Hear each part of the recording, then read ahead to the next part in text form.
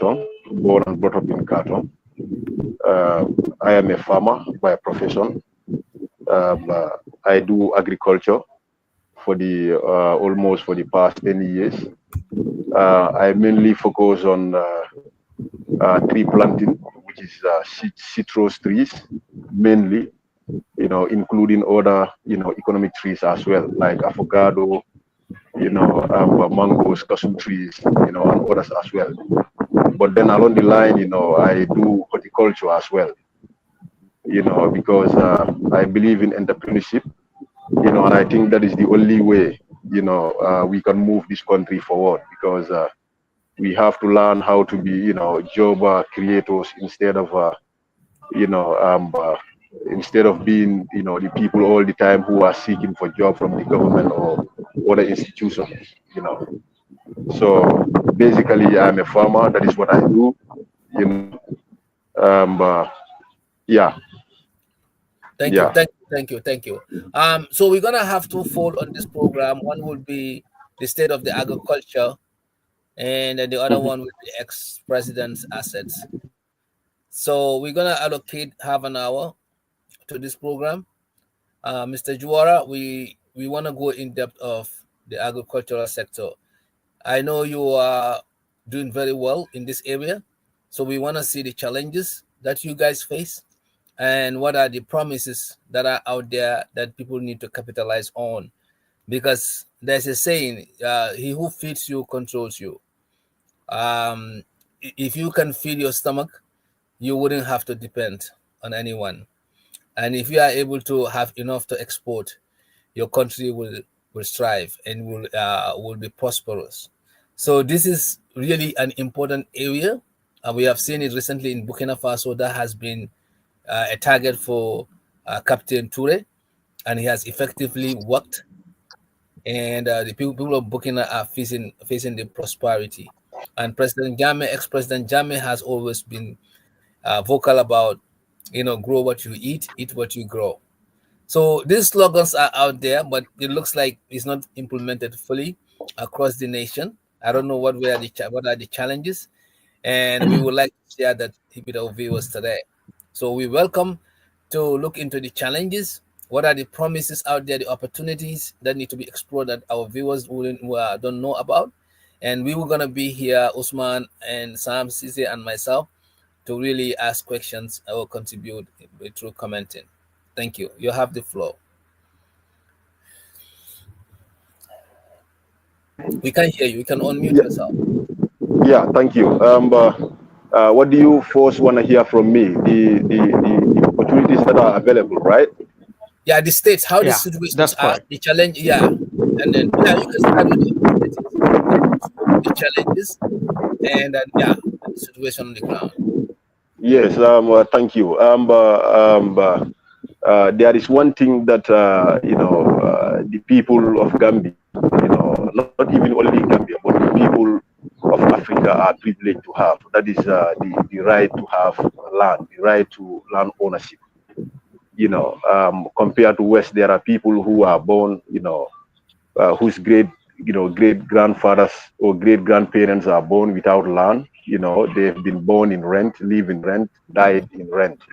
But it's unlike in Africa, especially in the Gambia, where families land belongs to families, and then kabilos, that is clans and other, like communities and then villages and things like that. So it's easy for each and everyone to acquire a land in the Gambia.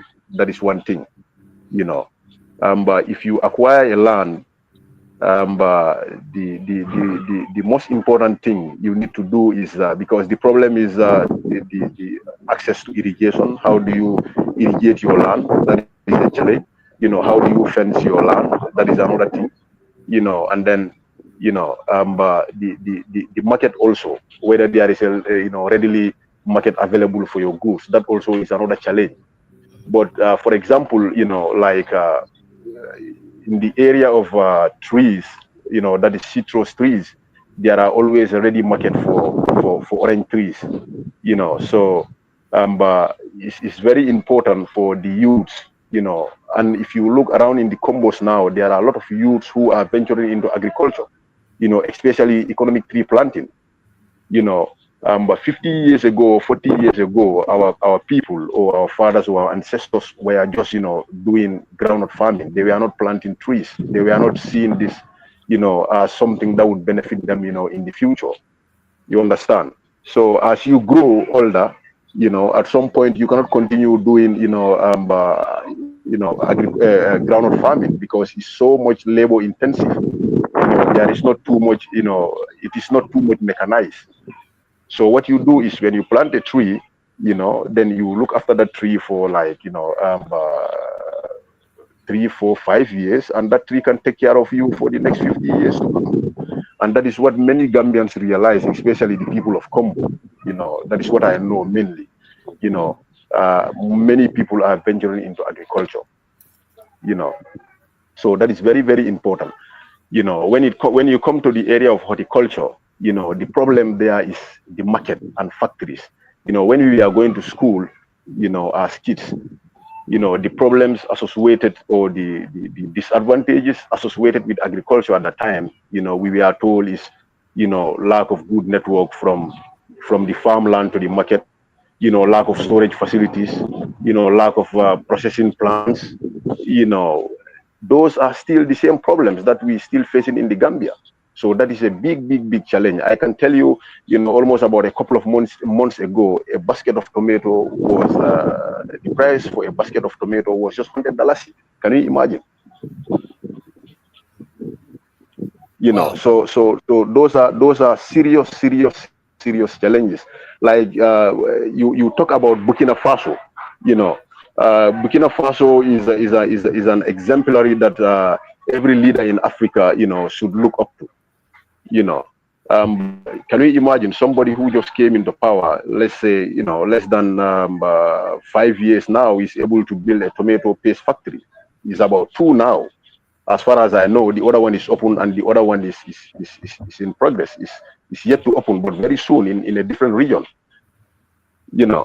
So who, he who feeds you, control you, just as you said. If a nation wants to strive, it has to invest in agriculture. That is very, very important. Kaya mandingkol kami fo ko bodoken sama buka lono. That's true. Thank you.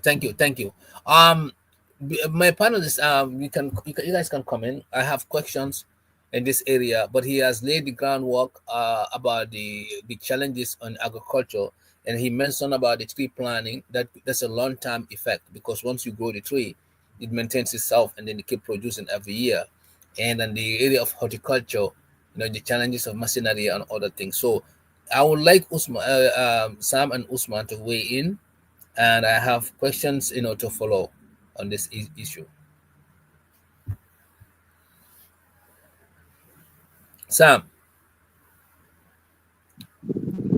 Yes, I was muted. I wanted to see and give an opportunity to Usman as well, and I can come in. I don't know if Usman has anything that you want to contribute to this topic, is Usman, or engage Mr. Juwara on further discussions on this topic.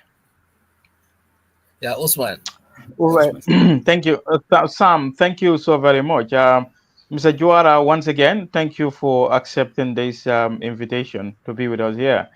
I just wanted to put you to ask this question on the issue of the market. You alluded that the market is quite unpredictable. I understand that there is some sort of frustration to the farmers, especially those that are in agricultural sector. The market keep fluctuating, and I made to understand, like not so long ago, a tomato basket was like $100, from $1,000 going down to $100.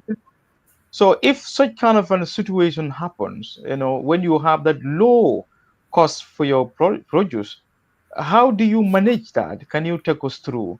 And then I will give you this follow-up question once again. Thank you so much, Mr. Juara. Mr. Juara, you are Sorry, Usman. Can you repeat yourself, please? Your voice was echoing seriously. Oh, sorry for that. I just said with the issue of the market. I'm sorry if it is echoing. The issue of the market. How do you guys manage that? Like if you find yourself or after when you harvest, you realize that the market is really too bad for you, and then how do you actually manage that? That's what I want to know. As far as farming process is concerned in the Gambia. You alluded, like you highlighted the issue of Burkina Faso as one of the case studies. But let's come down to the Gambia.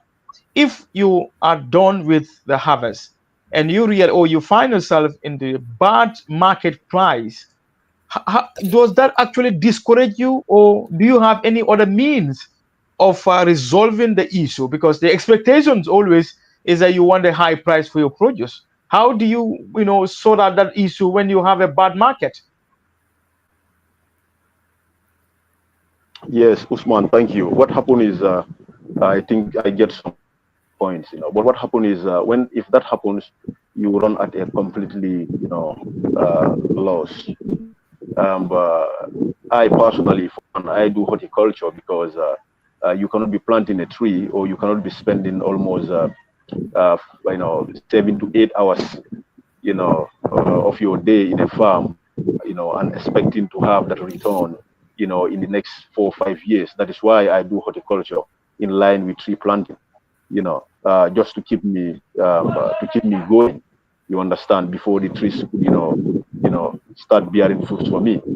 But then along the line, what happens is, if this happens, you run completely at a loss, because you buy, every farm input that you use, you have to buy it, like the seed, the fertilizer, and sometimes even yeah, compost, and other things. Whatever you use there, you buy. You understand? So if that happens, you completely run at a loss. So normally it discourages you, as a farmer, you feel very, very discouraged. You are not motivated. You completely, get demotivated.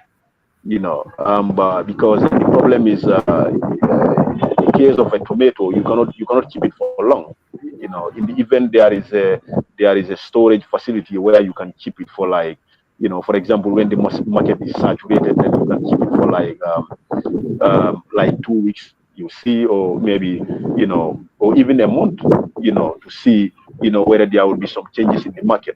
But there is no storage facility. There is no storage facility in Brikama. And in the West Coast here, there is one big central market, that is Brikama. People of Karong will be moving their goods from Karong to Brikama, Kundu, Brikama, Sifo, Brikama, and other surrounding villages like Manduara, Brikama, Kloro, Kombo East, Brikama. Is a central, it's a regional, central market. But there is no storage facility there. So when all these goods meet there at some point, like, for example, when there are enough, or when there is more tomato farmers right now, in Katong, and at the same time in Gunjur, and then so, all the tomatoes will get ripe at the same time. So when they go to the market, then the market becomes saturated, and obviously, the supply becomes more than the demand, and then, the price just fall down, you know and there is no other way that, the farmers could be protected. They completely get exploited by the system. You just keep going, but you completely get demotivated. That is, I think that is something that the government really needs to look into. But if there was a tomato, paste factory, that takes almost about hundreds of tons of tomato, then this problem would have, this problem would have been bridged. The gap would have been closed. Then, we will be so there is the price of tomato will be pegged at, let's say, at a certain price. But that is the problem.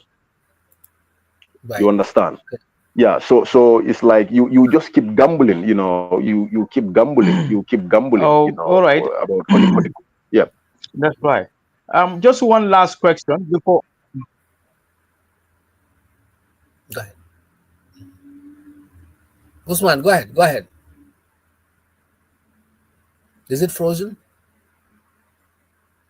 Sam, One last Usman... question before I allow Sam to come in.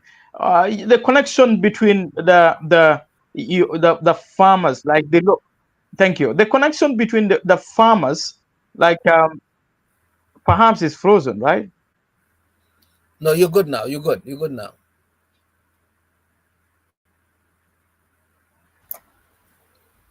We can hear you. Go ahead.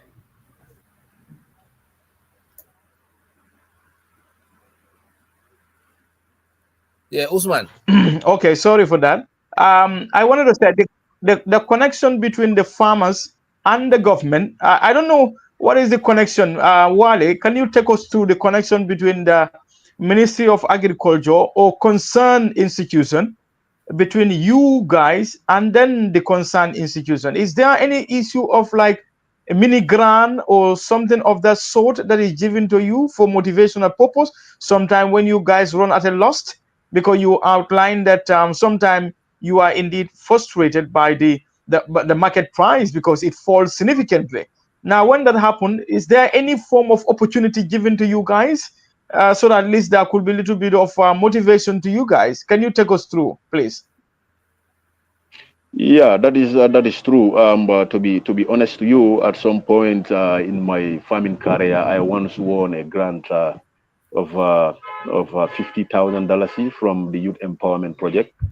And then that was my first garden, And then I won another grant 2 years later.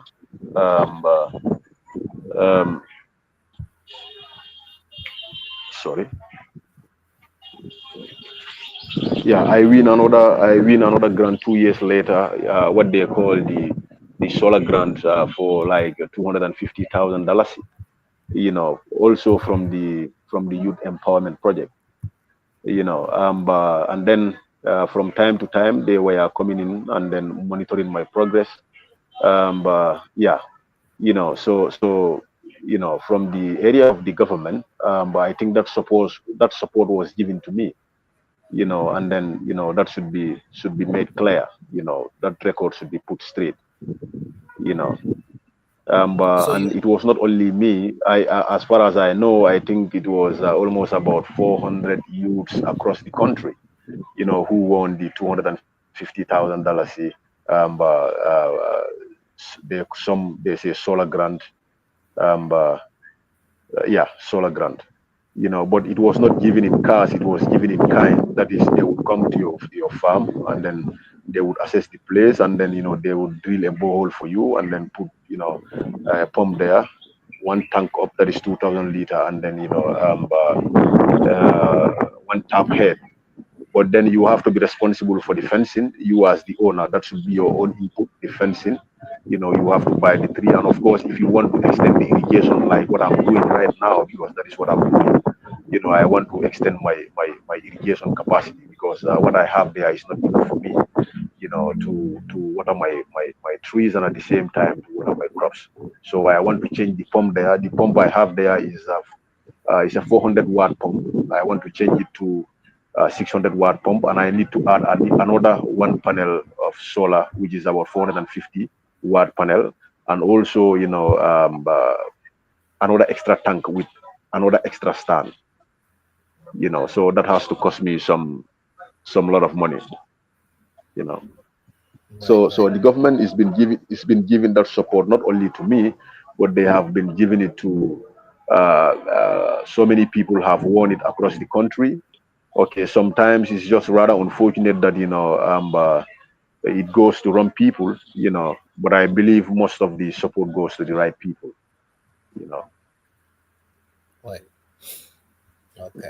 All right. Thank you so much, Usman. Thank you for that. Then Sam, you can come in and definitely unmute yourself. Thank you. Yeah, thank you. Thank you, Usman. Thank you, Mr. Sawaneh and Mr. Juwara. Thank you first for coming here today and joining us on this very important topic. Agriculture is the backbone of our country, is the backbone of a lot of economies. So it's important, and I'm glad that you are involved in that, and you are really doing something for yourself and the community. I think I'm glad to hear that the government actually sponsored and or contributed somehow by giving you the solar panels and the water supply and the borehole and all of that stuff, which is good. That's a good way to encourage the youths. And I think at the end of the day, what you're doing is a great thing. I've always talked about this for the past years in my group. Agriculture is something that cannot be neglected. It's something that the government themselves need to invest in heavily to be able to bring food sustainability in our country. I've proposed different projects like Jal Pachal and things like that, which can all end up producing enough to feed the whole Gambia. And not only that, but we can expand by going to the next phase. And the next phase is one of the things that you just mentioned. I've said this before. And that is by creating or opening factories in there, tomato factory, peanut oil factory, and things like that. Things that can help the Gambia, things that can really help people. So I really appreciate you doing what you're doing and helping our community, helping our country in getting what we need when it comes to really helping the people. So nice job, and really thank you for taking the time and really putting the efforts in there in bringing more resource to our country and more to our country and how to help our people, especially when it comes to generating more of the agricultural assets and things like that into the country. So nice job, Mr. Juwara. Yeah, we really appreciate you very much for all the efforts that you have and what you have in horticulture area also. That's a very important part. Planting trees and planting a lot of things like that can really save our country, can really do a lot of good things to our country, not only from the community standpoint, but at some point, this can be expanded when the government continue to help and build factories where we can reproduce a lot of things that can supply not only the hotel industry, but can supply the market and supply all the things that we need in the country. So thank you, though. Thank you for your time. Thank you. Sam, do you have anything about the agricultural sector to ask in terms of improvements, or what your takes are on agriculture as a whole? Yeah, agriculture, like I said earlier, is the backbone. Is a good resource for us to really generate food sustainability for our country. And not only that, but be able to get into importation. If we get into agriculture, and peanut has been one thing, like groundnuts, that's been one thing since President Jawara's time that has been very common in Gambia, was our main cash crop, in other words. And they had places like GPMB sub locations like GPMB in Saro. There's another one in Kahul that was really helping gathering a lot of these groundnuts and exporting them for cash, which really help our country. But I think we need to think outside of the box and go to the next level, get into more detailed agriculture, provide tools and technology and training, because you can't just buy a tractor and hand it to a farmer, and they don't know what to do with a tractor. Before you know it, that tractor will now end up with a trailer carrying goods for people back and forth, and they charging people for stuff, instead of utilizing it on the farms. So that's what happened. That's why the training of farmers is very important before deploying equipment to them, so they know what to use the equipment for, to be able to do a better farmland. Instead of doing 1 hectare, they could do 7 acres of land where possible, to be able to generate more, produce more. That will help our country. So there's a lot to be done, and I think the government need to be involved into more of agriculture. The Ministry of Agriculture needs to get into this and help the country.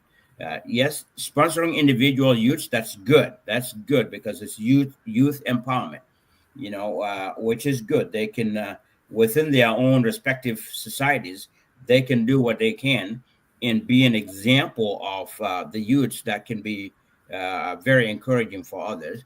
But I think the bulk part of it need to be done by the Department of Agriculture. Yeah, thank you. Yes. So, Mr. Juwara, I just want to comment quickly about a few points that you mentioned. You mentioned that the price of the tomato went down to $100 instead of 1,000, the basket, which is really not good for the farmers. It's not a good result. If we are talking about encouraging people to farm, why is it that we are seeing such a low in terms of sales? And we have seen this even in the when it comes to the groundnut productions. A lot of farmers did say that they couldn't even get paid from the secos after after the season, because they are loaned, that their money going to be available a certain time, and they keep going, and then they're not given. So this is not an encouragement when it comes to agriculture, anything to do with agriculture. If you want young people to be on the field, the rice fields, in these fields to cultivate, they have to be incentive. You have to prioritize agriculture as a nation. We have to do more, like not only producing tractors and stuff like that, but the market price supposed to be something that is rewarding. If you see that Senegalese are coming, even when it comes to the mango, oranges, and stuff like that, they come to Gambia and then buy it, and then take it, because why? Our markets we don't have the market to be competitive.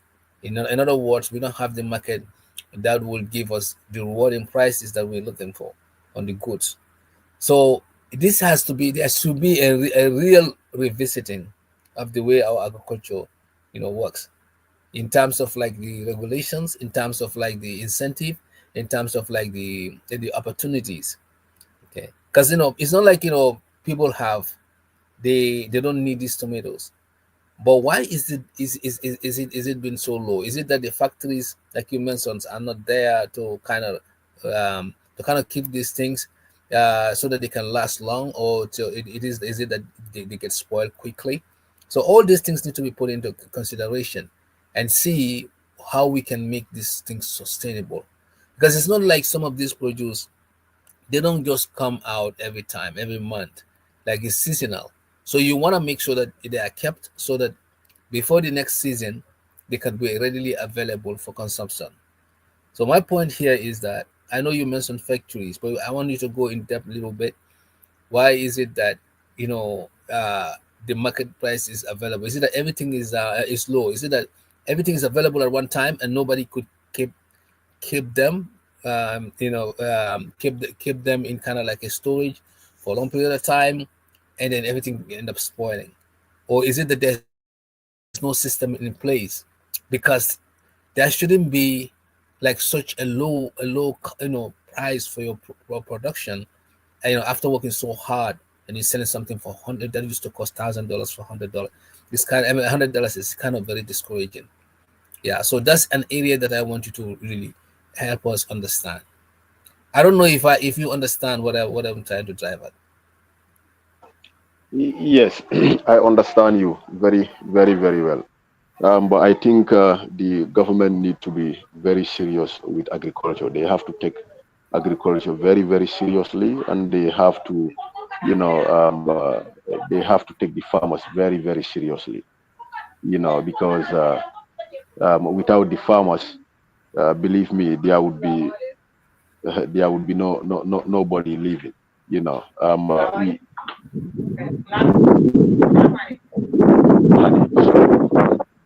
But we need doctors, when we only get sick, and then we need teachers when we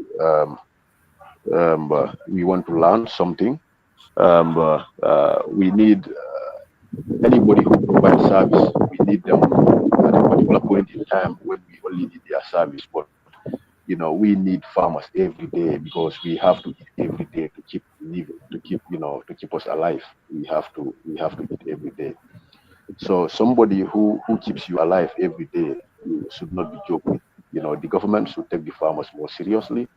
Farmers of all aspects. Farmers are into agriculture, who are into horticulture, who are into tree planting, and any other aspect of farming. And that is only possible, when the service of farmers are rewarded, when they are paid for, their service, and that is only possible when the government, build enough factories, to add value to the produce of the farmers.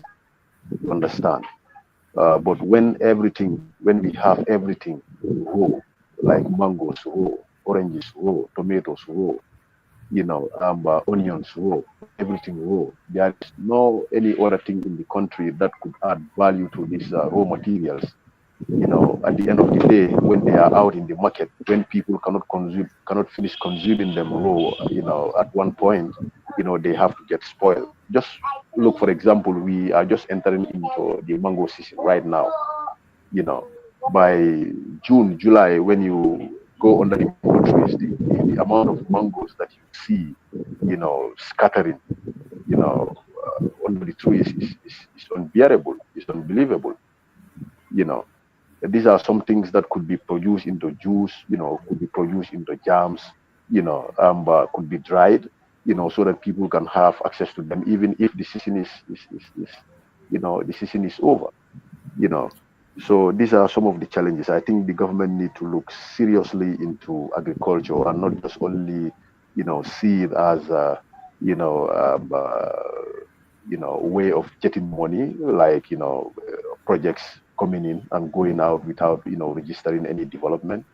If you look at the River Gambia today, if the River Gambia is in Mali, or even if it is in Senegal, even if Senegal could have that opportunity to have River Gambia, believe me, I know they would not import any rice in Senegal.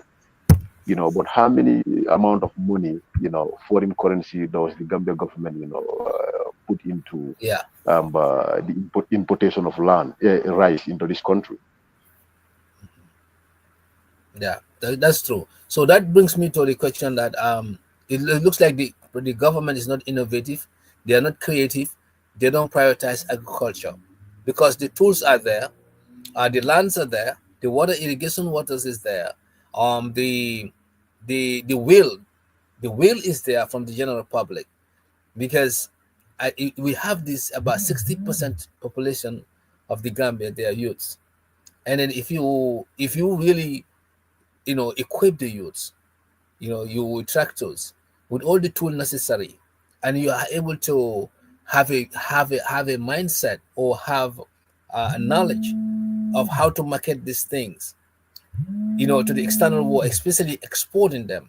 If those mechanisms is in place, we have factories, processing factories, like you said, add value. The way you add value is you gotta find a room, a temperature that could keep these things for longer. If you look at the West, that is a mechanism that they have in place so that the consumption can take a little longer and there won't be like a spoilage. And another idea is that since everything comes out the same period of time, you have a way of diversifying the market to populous areas in the provinces. The roads are good, the road networks are good to be able to do the transportation and stuff like that.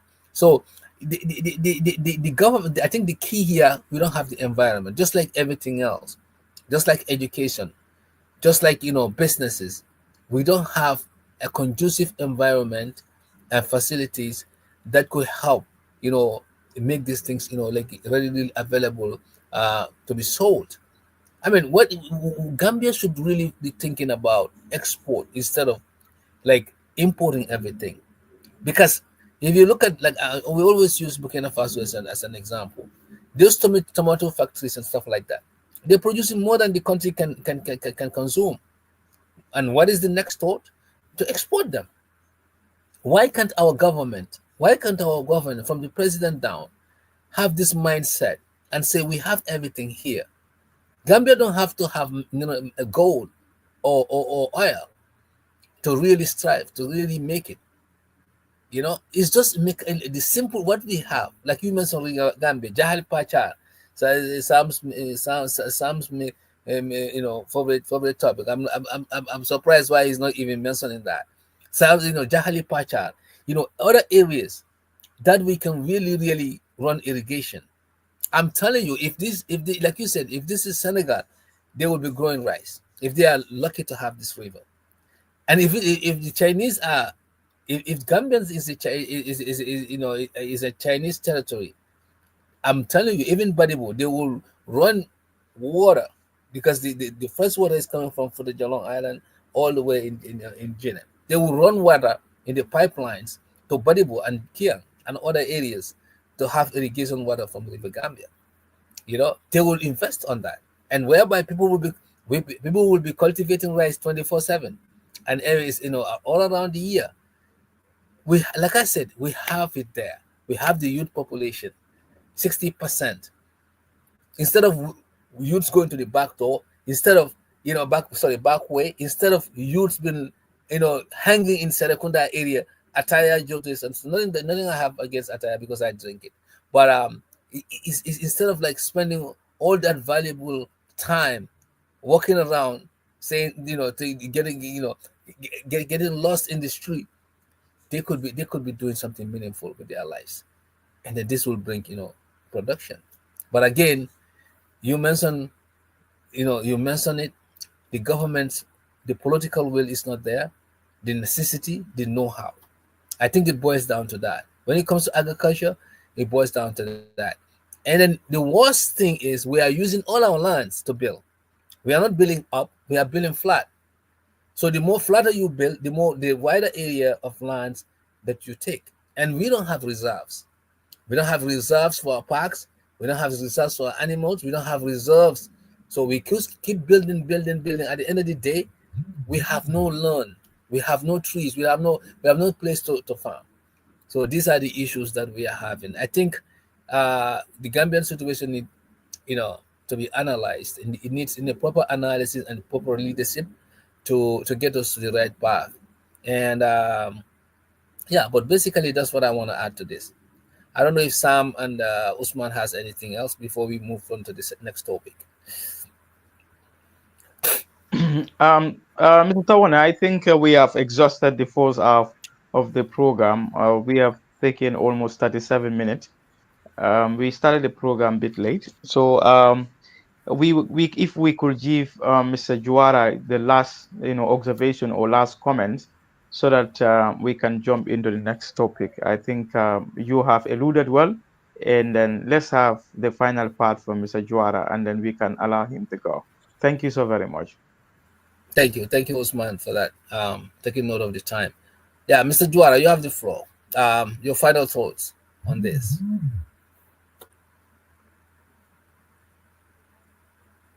Yeah, my my final remarks would be, but the youths should have the courage uh, to take the mantle of leadership in this country.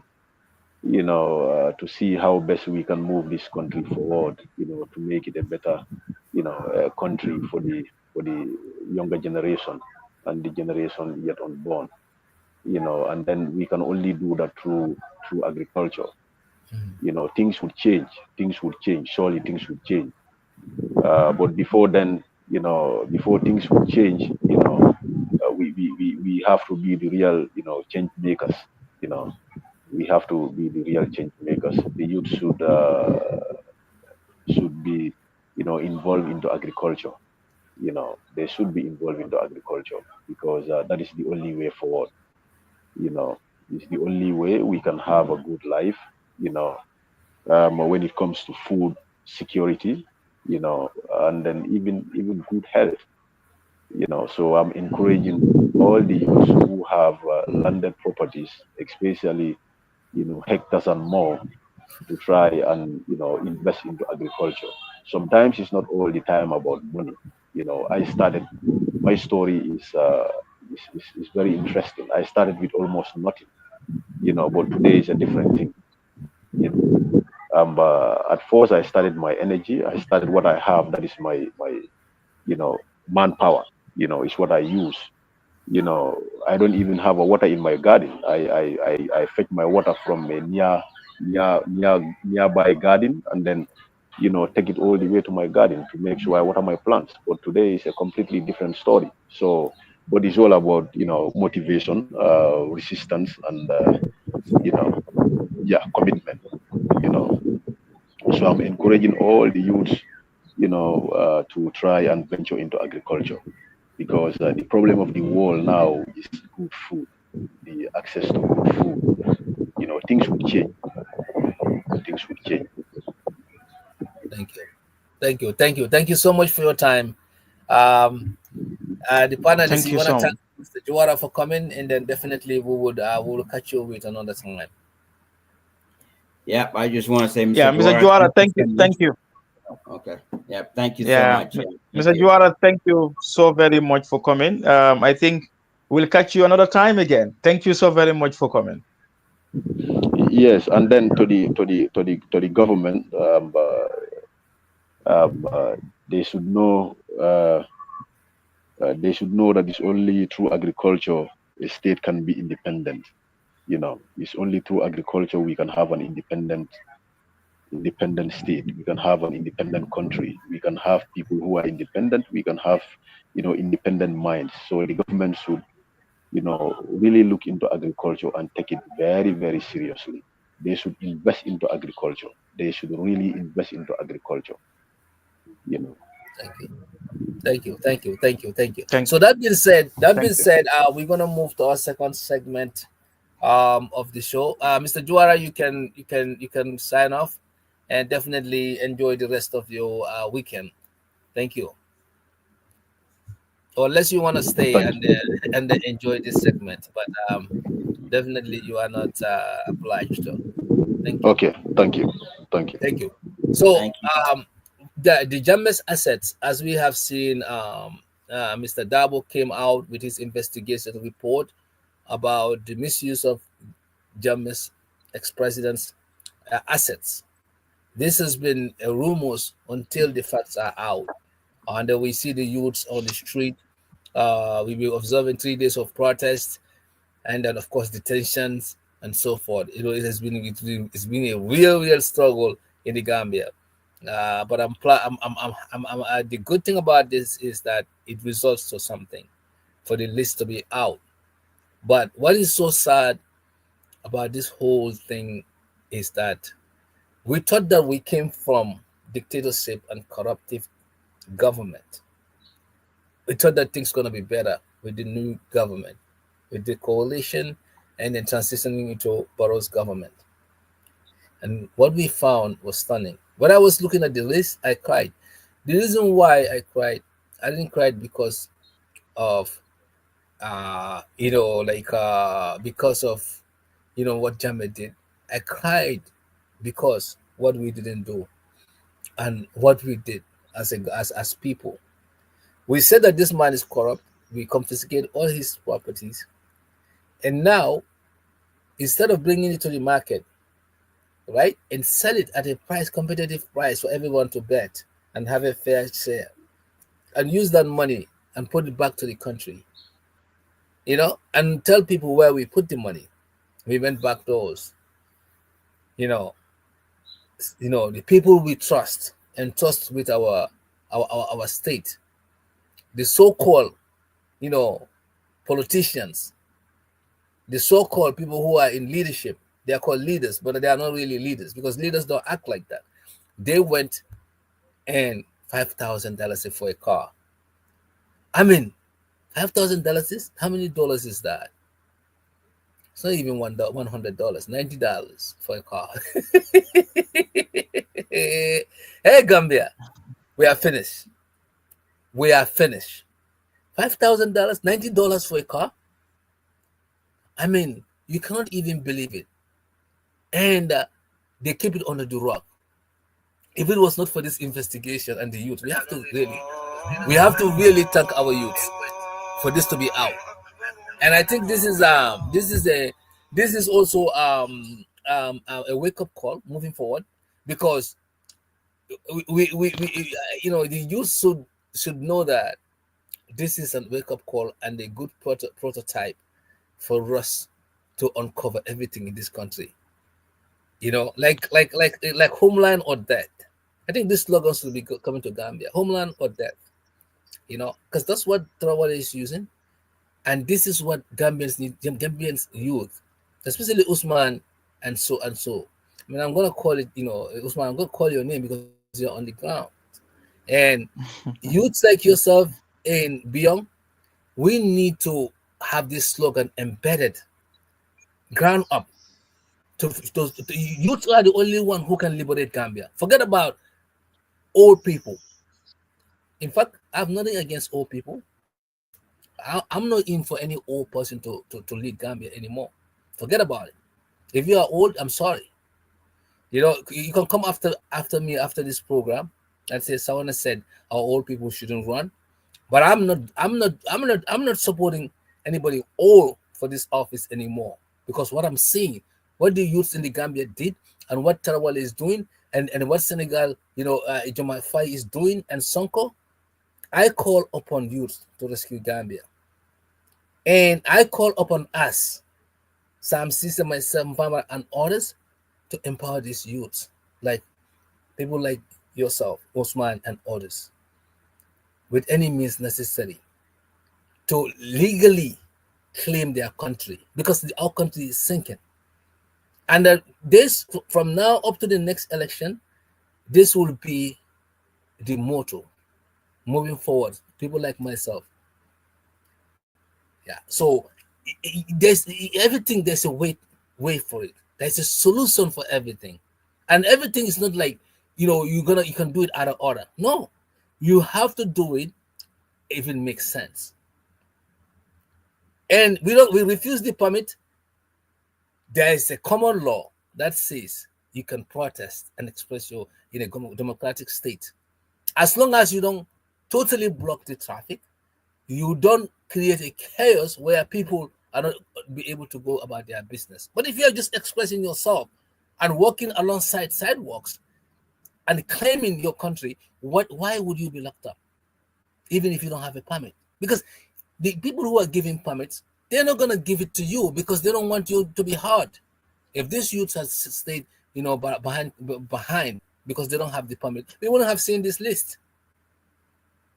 So I commended the youth. I even called some of them yesterday, and I had a video out about it to commend the youth to keep moving. Let's move to the next one. This is how we're going to rescue our country, because we have a bunch of wolves in the Gambia. Since 2016, those who claim that Jammeh is bad, Jammeh is corrupt, they are the worst. Starting from the president coming down, they are the worst. Because if the president can allow and see this happening and knows about this list, he cannot say he's not aware of it. Then and don't hold the people accountable. Now, who's going to be blamed? You can blame anybody else, but starting from the president, because this list exists. Why did they bring it out? Because they were at their neck.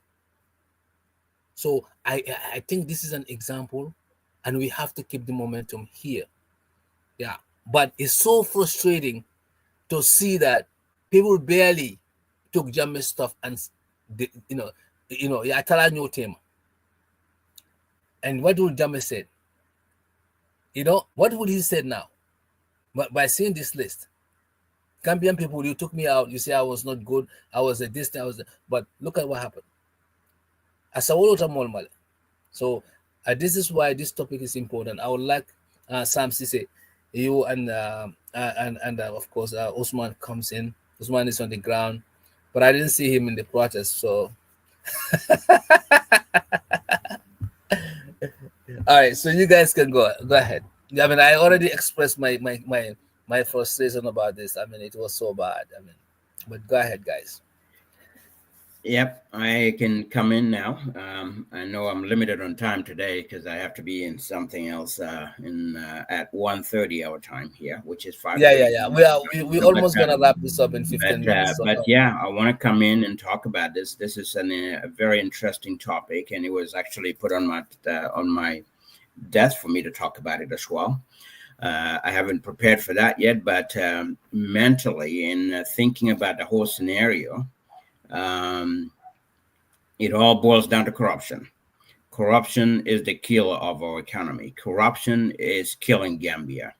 And unfortunately, we don't have honest people. Honesty and integrity, trustworthiness, all of these play part. And it boils down to leadership. When you look at it, a great leader would not allow this to happen. A great leader would not have allowed this to happen.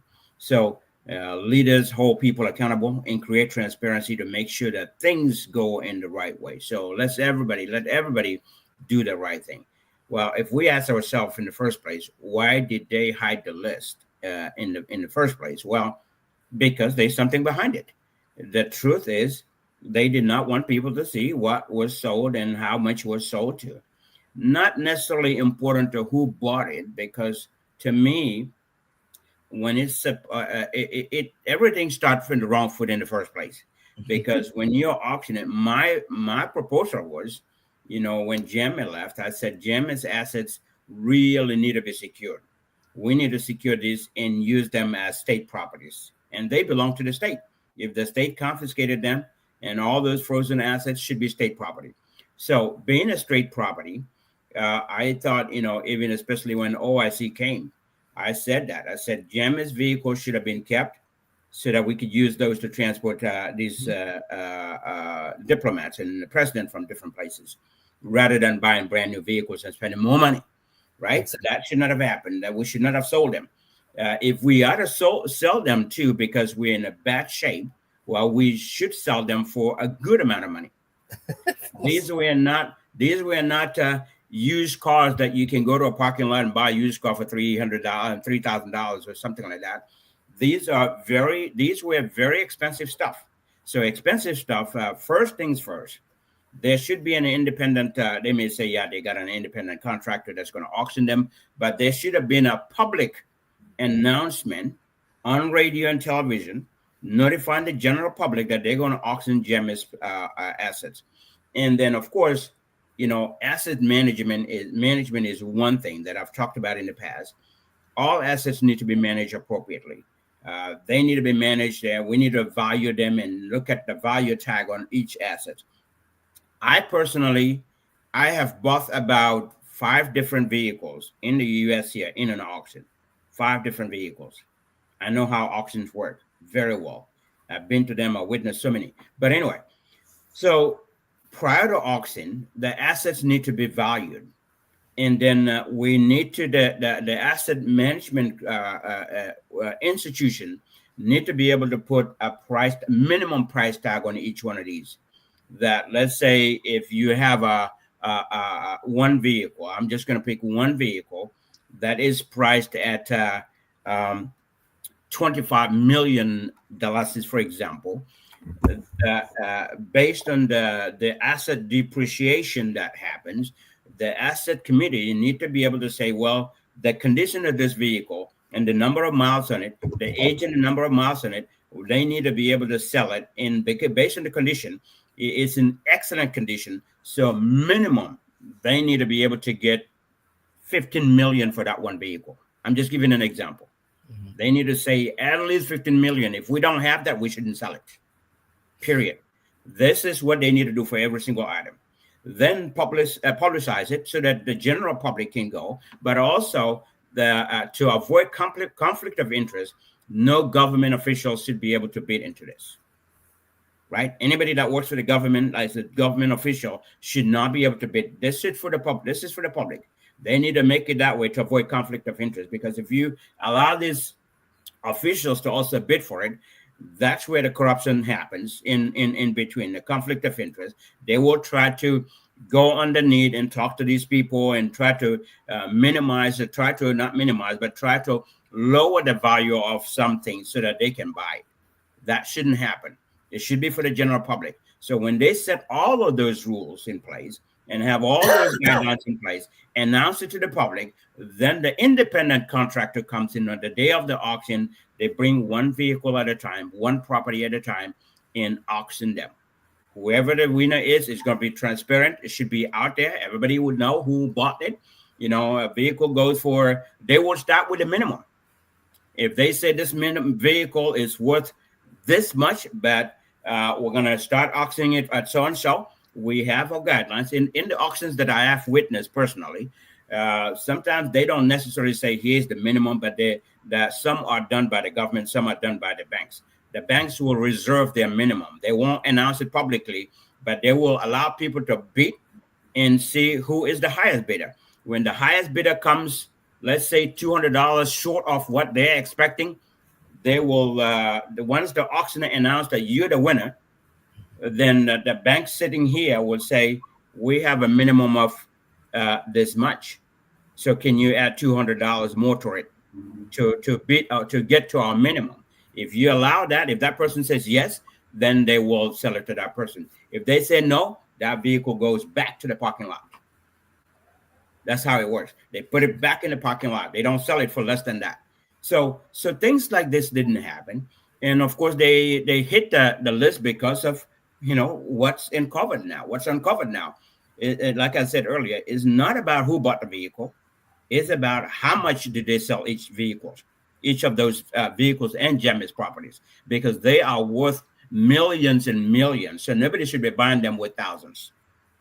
Exactly. That's the key point, because that's a huge loss to the country. If they had sold them accurately and properly, appropriately, we would have used those funds to really help our country move forward. But they didn't. Instead, they moved us from the frying pan into the fire. They moved our economy from bad to worse. That's what happened. We could have recovered something for our economy. Instead, we went worse, and we turned around and took more loans when those assets could have really given us more. But anyway, I'm going to stop here without taking too much time and allow Osman to come in too. Yeah. Yes. Thank you so very much, Sam Ceesay. I think I have like 4 minutes of my time as far as this program is concerned. Sam Ceesay, thank you so very much. Mr. Sawaneh, thank you as well. I think my observations will be on the issue of the Ministry of Justice inability to give a public the list from the onset after the whole selling was done. I didn't know why that really happened. The whole of Bath and Bedu's era, they couldn't give the list to the public. And when Dauda Jallo also came in, he once upon a time he was asked about the list. He said the buyer's privacy will be at the high level of with the government, because they wish not to reveal the buyers, and this has been lingering from 2019, and I think moving forward, like fast forward 2025 when the publication came in. But I really want to blame the commission. I don't know why the commission didn't recommend the issue of making it public. If they recommend, I don't know why also the government failed to give the public the overview, or given the answer that is best known. My other worry about this whole thing is the issue of the National Assembly. Why were they so silent on this matter until now, that they want to show to the public they are so concerned? An extraordinary Congress or session is called on Wednesday, that is 15 of this month, and also 16 of this month, also to look into the issue comprehensively. That means they are going to work tomorrow. A special committee is established already to look into the matter. That is going to be tomorrow, Monday, and then also on Tuesday, while the session continues on Wednesday and also on Thursday. So the whole thing, I don't know, it appears that the National Assembly, it regards what their function, and then the reason why they are in existence, their critical nature is sometimes questioned by me. And I'm so many genuine observers will also understand that the National Assembly, sometimes they are very quiet. If the public asks about this asset or the buyers, 4 years ago, the National Assembly got all the right to call on the minister concerned, or the Ministry of Finance, or to call on the Minister of Justice to come and then answer a few questions, right? And then they need to compel them, like they need to push them to make the public aware of all these things. So the revelations coming out recently is very frustrating, and I'm so we will continue to face a lot of surprises as we proceed. Because as I said to my colleagues the other time, I told them very clearly, I don't want anybody to be beating your chest for now that my party or my leader has not actually, even your leader comes out to say he has not touched all this and this. But let's see how the whole thing will unfold, and after that, perhaps we'll got to the conclusion of the entire story. Honestly, I must commend the youths. I must commend them. Where I think I will have some frustration is that since we have a what you call the 1990s, the constitution of the Second Republic still in progress, honestly, will continue to suffer some of the lapses. And then I think the current constitution, sometimes when you look at the constitution very clearly, the D1 and D1 and D2, D3, you look at it very clear, is very frustrating. Sometimes it's a bit contradictory, but moving forward, I think what Mr. Sawaneh said, if it is going to be a peaceful process, we should give chance to democracy to prevail at all point in time. Thank you so very much, Mr. Sam Ceesay, and of course, thank you so very much, Mr. Sawaneh. Thank you, thank you. So just to wrap it up, I just want to add this. Usman and Sam have really spoken well on this topic. I think this is a wake-up call. Gambians, let's be vigilant. Our enemies are within. Let's be vigilant. And our enemies is not about abuses or anything anymore. It's financial responsibility, physical responsibility, our wealth. Let's make sure that we know where it's going, how it's collected, and where it went. Because if we don't do that, yes, we have freedom. We are not, we are not in tyranny, but economically we are in tyranny. So we have to be vigilant. And I have never been pleased with Gambian youths. I have never been displeased with Gambian youths ever since. Really, really, really, I have known myself. The way they came out and claimed this. So, a good prototype. Moving forward, the authorities would know the accountability. Is really on the rise. And again, this is the same way we will change governments, because if we feel, our leaders are not capable, we should come out the same way and claim and have reasons for that. So I will encourage the youths, keep Mustafa Kedabo, encourage him and thank him for, stepping up and doing this investigation, and also all the stakeholders and people who came out and lead this process, and all those who were participating. Thank you. Sam, final words.